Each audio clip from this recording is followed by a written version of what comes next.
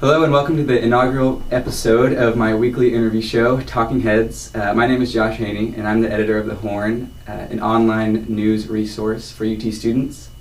My guest this week is Liam O'Rourke, outgoing student government president. Liam, how you doing? Well, I'm outgoing now. Yes. So, good to know.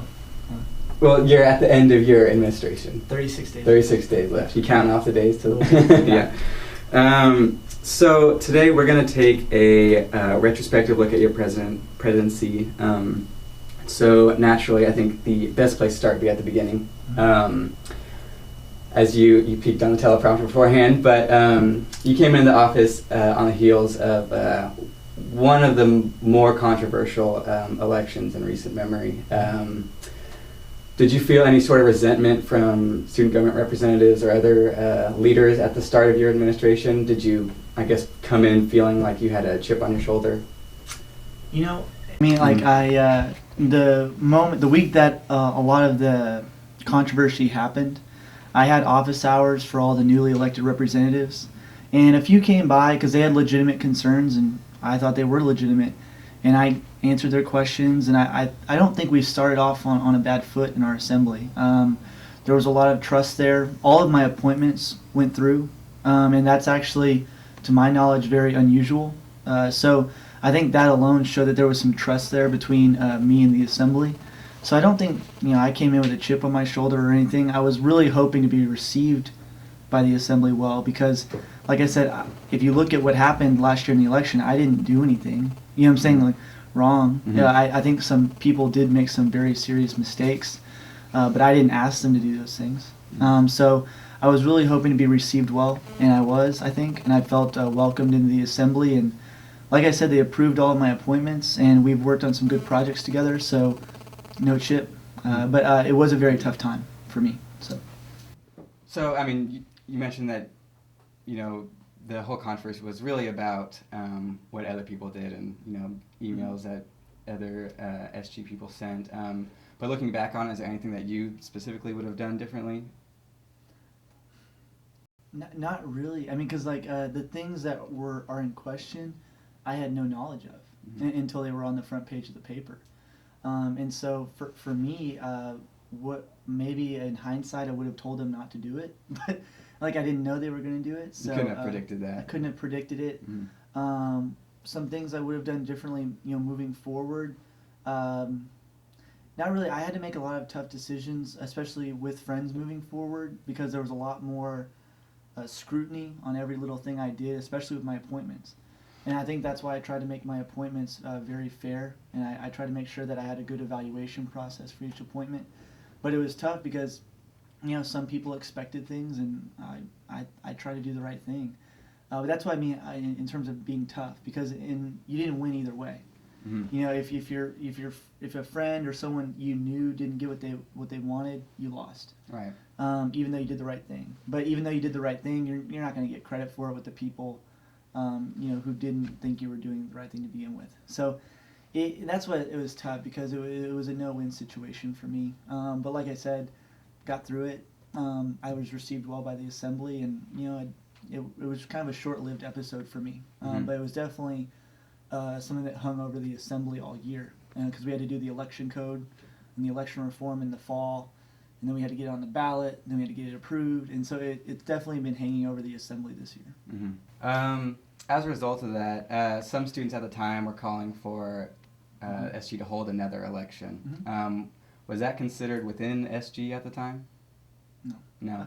Well, and so SG, there's different areas of SG, right? Mm-hmm. There's the executive branch, which is me, my executive board, the agency directors and appointments, right. And there's the assembly.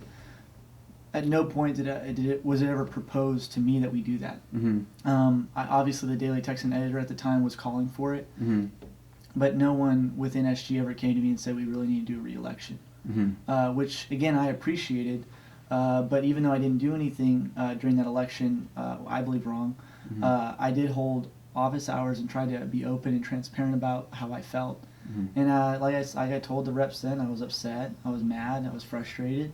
But I didn't hold anything against them, and I was hoping they wouldn't hold anything against me. Yeah.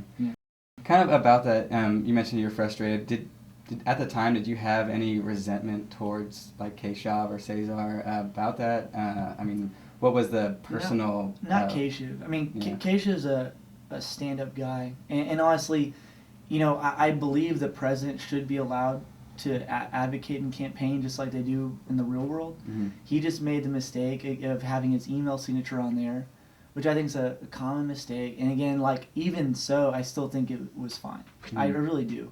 Mm-hmm. But like I said, I mean, they caught him, and it was with the rules, and I understand what they were saying. But obviously, other things that happened did strain relationships and things like that because it wasn't necessary. I had a great campaign team. I had a lot of support. I had a great support network, and I was very confident that we had a great chance of winning. And I just didn't think we needed an email to go out to people who were already supporting me, good friends. Mm-hmm. So I didn't understand that. Yeah.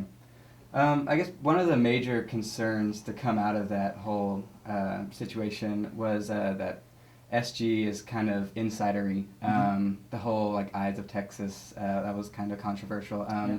Did you try at all to open up SG during your administration to kind of show that there aren't these groups, behind the scenes kind of pulling strings, that sort of thing? Yes. Yeah. And I really want to give credit to Shara Mom, my vice president, on that. Mm-hmm. She's the one who is really, came from outside of SG into SG with a real kind of like, I don't know what it is, I want to get involved. And she was a business rep, but even as a business rep, she didn't go to all the meetings, and she didn't go to all the events that we have. She wasn't very social in it.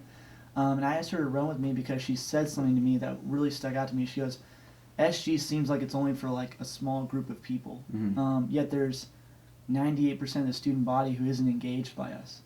And so with our appointments, with our committee appointments, and we try to make it open to everyone. And even I think the scrutiny of the election scandal actually helped that because we even opened it up more. But I think the one thing I'm most proud of that Shara and I did is we made sure we took people to every meeting. I can honestly say that I have not been to a meeting without someone else. Like I've always tried to take someone with me. You mean someone outside of SG, like a student organization or leader? Someone even within SG. Let's be honest. I mean, it used to be the president knew and met with everyone, but no one else did. I was on exec. I was a agency director. I never met a vice president. I never met the president. I never met the provost or the athletic director. I never did. Never even shook their hand for the most part. Right. And as president, I made sure my exec went with me, reps went with me. Shara did the same thing, freshmen. We, for example, the SureWalk directors, our safety director, met with the chief of police and the whole safety team. And that's something that was usually just for the president.